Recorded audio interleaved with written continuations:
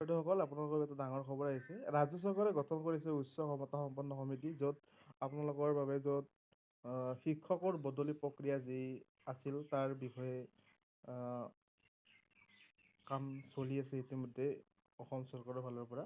আৰু এই যি গ্ৰীষ্ম বন্ধ চলি আছে, এই গ্ৰীষ্ম বন্ধৰ সময়তে যি শিক্ষক বদলি প্ৰক্ৰিয়া আছে, সেই শিক্ষক বদলি প্ৰক্ৰিয়া সম্পন্ন হ'ব। আৰু 11 ফেব্ৰুৱাৰীত আৰম্ভ হোৱা আবেদনৰ সময়সীমা 30 জুন, আৰু 15 জুলাইত প্ৰস্তুত হ'ব তালিকা। দৈনিক অসমৰ বাতৰি, গুৱাহাটী 27 জুন।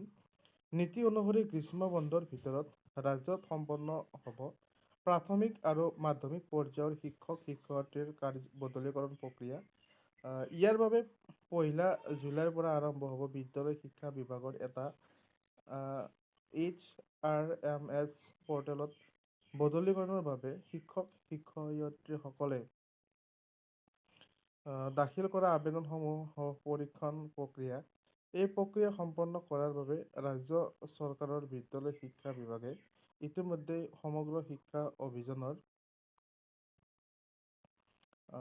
আৰম্ভ কৰিছে।